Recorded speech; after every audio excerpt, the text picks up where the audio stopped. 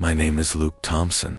It was late into the night when I pulled up to the Elderwood Motel, a tiny, fading establishment on the outskirts of town. I had been driving for hours, and the exhaustion was hitting me hard. The only thing that mattered was finding a bed. The motel's sign was half lit, and the lobby was dark when I entered. A tall man with a pale face stood behind the desk, staring at the counter.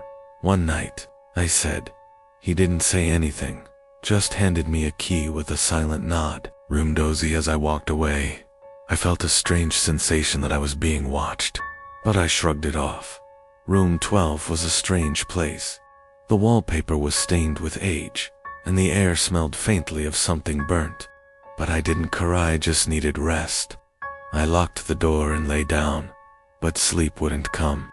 There was a faint noise, a distant sound of whispering. I sat up.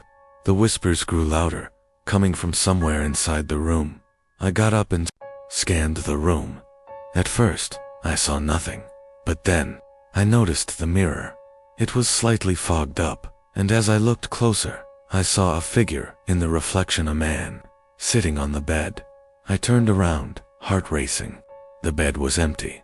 I glanced back at the mirror. The man was still there, his face obscured by shadows, but he was moving. "Get out," he whispered, his voice echoing in my mind. I stumbled backward, panic rising in my chest. The figure in the mirror smiled, his grin widening until it seemed unnatural, stretching too far. I ran to the door, but when I opened it, the hallway was gone. Instead, there was nothing but an endless void of darkness. I slammed the door shut, my breath heavy. The whispers grew louder, and the man in the mirror started to speak again. "Leave now, or you'll never escape." I could feel the room closing in on me. The walls seemed to bend, pulling me toward the mirror. The darkness grew heavier, suffocating. I grabbed the key, turned the handle, and ran through the void, not knowing if I was still inside the motel or somewhere far worse. When I finally found myself outside, the motel was gone. In its place, only an empty field stretched before me. The sign of the Elderwood Motel was nowhere to be seen. My name is Benjamin King. I was on a road trip through the desolate stretch of Nevada when I saw the motel in the distance. It was small, isolated, and its sign flickered with a weak neon light. The Crescent Inn. The storm had worsened, and I had no other choice. The lobby smelled of stale coffee and dust. A woman with graying hair stood behind the counter, her hands shaking as she handed me a key. "Room 4, she said in a low, raspy voice. I took the key and glanced at the sign. "Vacancy. Are you sure?" I asked. "It looks empty." She nodded, almost too quickly. "You're the last guest." I felt uneasy, but the storm was fierce, and I needed a place to sleep. Room 4 was small, with cracked wallpaper and a flickering light bulb above the bed. The bed itself seemed strangely inviting, despite the state of the room. I locked the door, set my phone alarm for 7 a.m., and lay down. Then, at 3:33 a.m., I woke up to the sound of footsteps outside my door. Clump, clump, clump. I froze, my heart racing. The footsteps stopped. Then, a knock, soft, gentle, but persistent. I hesitated. My mind raced. Was it a staff member? A prank? The knock came again, louder this time. I crept to the door and peeked through the peephole. There was no one there. I opened the door, my breath catching in my throat. The hallway was empty. Suddenly, the lights flickered. A soft voice whispered from the darkness, "Time to leave, Benjamin." I slammed the door shut, my hands shaking. I grabbed my bag, ready to run. But when I opened the door again, I wasn't in room 4 anymore. I was standing outside in the pouring rain, facing the motel's empty parking lot. I turned around. The motel was gone. In its place was a cracked, rusted sign, "Closed forever." My name is Nathan Wells. I was on my way to visit my sister when a sudden storm forced me to pull off the road. The only shelter nearby was a lonely, run-down motel called Silverwood Inn. The woman at the front desk looked up with tired eyes as I entered. She seemed surprised to see me. "One night," I said, shaking the rain off my jacket.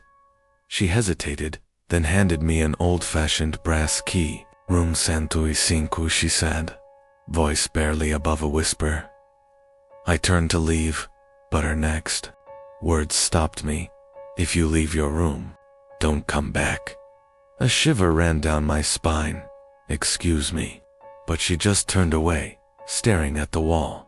I found room 105 at the end of a narrow hallway. The door creaked open, revealing a musty room with peeling wallpaper and a bed that looked like it hadn't been used in years. I locked the door and settled in, exhaustion pulling at me. The storm outside raged, wind howling through the cracks in the windows. Then, at 1:05 a.m., the air changed. The silence became too thick. A soft knock echoed through the room. I turned toward the door. The knock came again from inside the closet. I sat up, my breath catching slowly. The closet door creaked open. I reached for my phone, but the screen was black. A figure stepped out of the darkness. It looked just like me. Same face, same clothes, but its smile was wrong. It tilted its head. "You're in my room."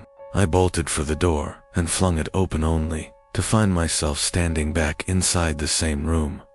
The door slammed shut behind me. The other me grinned wider.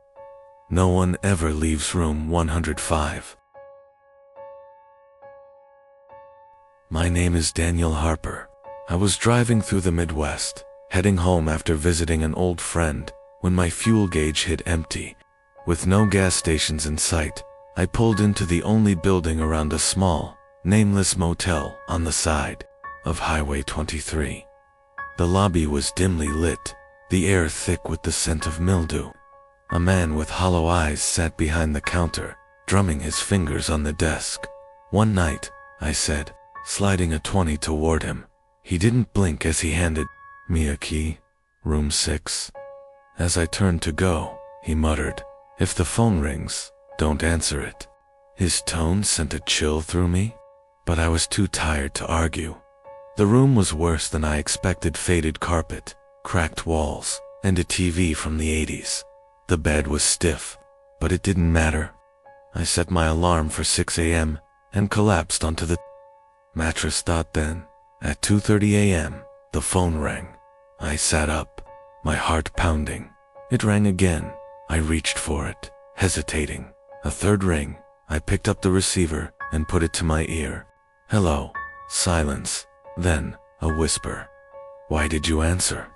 The line went dead. A knock sounded at the door, soft at first, then louder. I crept toward the peephole. A woman stood outside, her hair long and dripping wet, her eyes hollow and lifeless. She knocked again. "Let me in." I stumbled back. The TV turned on by itself, static hissing through the room. The phone rang again. I didn't answer this time. The knocking stopped.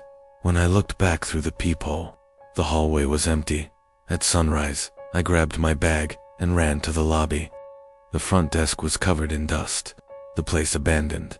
The motel wasn't just empty. It looked like it had been closed for years. My name is Jason Miller. I was on my way home from a business trip, but exhaustion crept in, forcing me to pull over at the first motel I saw. The sign flickered in the dark. Pine Hollow Motel vacancy. The lobby smelled of dust and old wood. A young man with a blank expression sat behind the desk.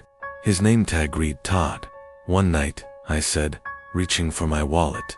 Todd frowned. "We're actually full." I gestured to the neon sign. "It says, vacancy." He hesitated, glancing over his shoulder. Then, lowering his voice, he said, "Look, man, take my advice. Find somewhere else." I was too tired for games. "Come on, I just need a few hours of sleep." Todd exhaled, then reluctantly handed me a key. Room 214. But if anyone knocks, don't open the door. I nodded, too exhausted to question him. The hallway was eerily silent. Room 214 smelled faintly of bleach. The bed was stiff, the TV remote sticky, but I didn't care. I set my alarm for 6 a.m. and collapsed onto the mattress. I must have dozed off immediately, because the next thing I knew, a knock echoed through the room. A single, deliberate knock. My pulse quickened. Another knock, louder. I grabbed my phone. 3:33 a.m. Todd's warning rang in my head. Don't open the door. Then, a voice. Jason, let me in. My breath caught in my throat. My name. I crept to the peephole, heart hammering. The hallway was empty. Another knock, this time from the bathroom. I spun around, stomach twisting. I had checked the bathroom when I arrived. Was empty. A shadow moved behind the door. I'd grabbed my bag and bolted. The hallway stretched unnaturally long, the exit seeming farther with each step. I slammed into the lobby, panting. Todd looked up from his magazine. Told you, he said flatly. I didn't respond. I just ran to my car and sped off. As I reached the highway, I glanced in the rearview mirror. The motel was gone. No sign, no building, just an empty lot. My name is Adam Clark. I had been driving for nearly 12 hours when my eyes started to blur. I needed a place to rest, and the only option was a worn-out motel off the interstate. Hollow Pines Motel. The place looked deserted, but the neon sign buzzed weakly. Vacancy. I walked into the dimly lit lobby, where a man in an outdated bellhop uniform sat behind the counter. His name tag was blank. One night, I said, sliding my card over. He gave a slow nod and handed me a rusted key. Room 108 as I turned to leave. His voice dropped to a whisper. No matter what happens, don't leave your room before dawn. A chill crawled up my spine. Why? But he only stared, his expression unreadable. I brushed it off and headed to my room. Inside, everything felt wrong. The wallpaper was stained, the carpet damp, but exhaustion won. I locked the door, turned off the light, and collapsed onto the bed. Then, at exactly 2:08 a.m., the sound started. A soft click, like a door unlocking. I sat up, my heart hammering. The door to my room was still locked, but the sound had come from outside. Another click. Then, slow, dragging footsteps. They moved down the hall, stopping outside different doors. Click, click, click. I held my breath, then my doorknob turned. I scrambled back against the headboard. The knob twisted again, harder. This time, then, a whisper. Time to check out. I squeezed my eyes shut, gripping the sheets. The knob stopped moving. The footsteps faded. I didn't move until sunlight streamed through the curtains. When I finally stepped outside, the hallway was silent.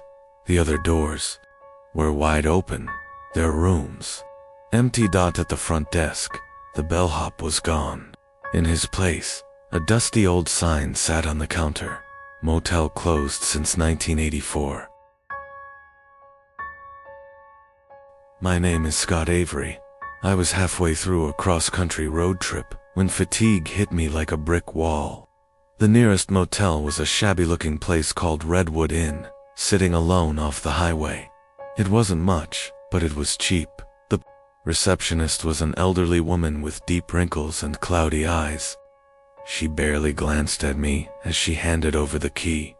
Room 13, she muttered. I forced a chuckle. Not superstitious, huh? She didn't laugh.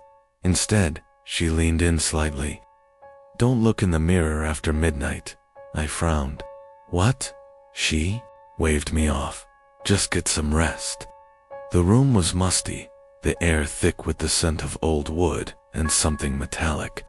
The only thing that stood out was the massive ornate mirror hanging on the wall across from the bed. I settled in, ignoring the uneasy feeling creeping up my spine. By the time I checked my phone, it was already 11:45 p.m. I turned off the lights, but sleep wouldn't come. Something about the room felt off. Then, at 12:01 a.m., I heard a whisper, faint, almost like my own voice. I sat up, scanning the darkness. My gaze landed on the mirror. My reflection was sitting up to my chest tightened. I slowly raised my hand. My reflection did the same, but just a second too late. A cold wave of dread washed over me. The reflection smiled. I wasn't smiling. I lunged for my bag, grabbed my keys, and bolted out of the room. The receptionist was gone. The entire lobby was empty, as if no one had been there for years. I ran to my car and peeled out of the parking lot. As I hit the highway, I dared one last glance in the rearview mirror. My reflection was still smiling, and it wasn't me. My name is Eric Dawson. I was driving through the back roads of Montana when a storm rolled in, forcing me to find shelter for the night. The only place nearby was an old, run-down motel called Moonlight Inn. I parked in front of the lobby, the neon sign flickering weakly. The place looked abandoned, but the door creaked open as I stepped inside. A middle-aged woman sat behind the counter, her face pale and expressionless. She barely looked at me as she slid the guest book forward. "One night," I said. She hesitated. "We only have one room left." "That's fine." She handed me a brass key. "Room 207. As I turned to leave, she whispered, "Don't answer if someone knocks." I sighed. "Why does everyone keep saying that?" She didn't respond. The room was old but clean. The bed was stiff, the wallpaper peeling, but it would do for the night. I locked the door and lay down. Then, at exactly 2:07 a.m., the knocking started. 3 slow knocks. I sat up, pulse racing. Another 3 knocks. I tiptoed to the door and looked through the peephole. A man stood there, dressed in an old-fashioned black suit. His face was blurred, like a smudged photograph. "Room for one more," he whispered. My breath hitched. I backed away, clutching the key in my hand. The knocking continued, growing louder. "Room for one more." I grabbed my bag and bolted out. The back door? Rain pounded against my skin as I ran to my car. As I sped away, I glanced in the rearview mirror. The man in the black suit was standing in the middle of the road, smiling. My name is Ethan Carter. I had been driving for hours, exhausted and desperate for a place to rest, when I saw the faded neon sign flickering in the darkness. Lakeview Motel vacancy. The building looked old, the paint peeling from its walls. But at that moment, I didn't care. I stepped inside the lobby, greeted by the musty scent of aged wood and something else, something metallic. Behind the counter stood an elderly man with hollow eyes and an unsettling grin. "Just one night," I said, sliding my credit card toward him. The old man's fingers trembled as he pushed the key toward me. "Room 306, he whispered. Don't answer if someone knocks." I hesitated. "What?" But he only shook his head, staring at me with those sunken eyes. I took the key and walked through the dimly lit hallway to my room. The air was stale, heavy with a dampness that clung to my skin. The room itself was small bed, dresser, and a flickering TV. I locked the door, kicked off my shoes, and collapsed onto the bed. Then came the first knock, soft, deliberate. I sat up, my heart pounding. The old man's warning echoed in my mind. I ignored it, pulling the thin blanket over myself. Minutes passed. Then, another knock. This time, it was louder. I tiptoed toward the door, peering through the peephole. Nothing, just the dimly lit hallway. A whisper slithered through the door. "Ethan, let me in." My stomach twisted into a knot. My name. I backed away, grabbing my phone. No signal. The motel was in the middle of nowhere, and I had no way to call for help. The knocking turned violent, the door rattling in its frame. I grabbed the chair from the corner and wedged it under the doorknob. Then, silence. I didn't sleep. The hours crawled by, each creak of the motel settling, sending shivers down my spine. At sunrise, I cracked the door open and peeked outside. The hallway was empty. Relieved, I rushed to the lobby. The old man was gone. In his place, a younger woman stood behind the counter. "I need to check out," I said, my voice shaky. She frowned. "Sir, we don't have a room 36. I stared at her, my blood turning to ice. I turned toward the parking lot, my car in sight. I ran. I didn't stop until I was on the highway, the motel fading into the distance. I glanced in the rearview mirror just once. The neon sign was gone. The entire motel had disappeared. My name is Daniel Reese. I had been traveling for work, exhausted and drained, when I pulled into a nameless roadside motel just before midnight. The neon open sign buzzed weakly, casting a dull red glow on the cracked pavement. Inside, the air was thick with the scent of mildew and cigarette smoke. A woman with hollow cheeks and tired eyes stood behind the counter, absently flipping through a magazine. "One night," I said, tossing my credit card onto the counter. She barely looked at me as she handed over a brass key. "Room 9. Then, in a quieter voice, she added, "If you hear anything tonight, don't open the door." I frowned. "What do you mean?" She just shook her head. "Just don't." I took the key and made my way down the dimly lit corridor. Room 9's door was scratched, the number barely hanging onto the wood. I stepped inside, locking the door behind me. The room was plain beige walls, an old TV, and a stiff bed. The air smelled wrong, like something rotting. I checked the bathroom, the closet empty. Maybe it was just in the walls. These places were never well maintained. I lay down, exhaustion pulling me into a restless sleep. Then, at exactly 3:12 a.m., the knocking started. Soft at first, rhythmic. I bolted upright. The woman's warning echoed in my mind.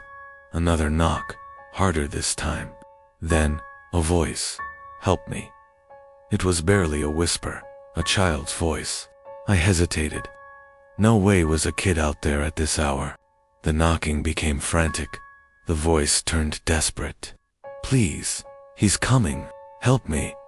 A cold chill crept up my spine. I stood, slowly approaching the door. My fingers hovered over the handle.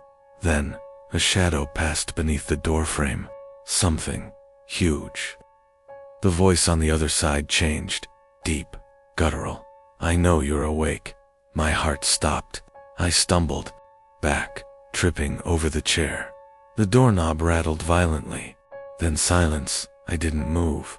I barely breathed. Dawn eventually broke, golden light spilling through the curtains. I forced myself to check the peephole. Nothing. I packed my bags and bolted to the front desk. The woman was gone.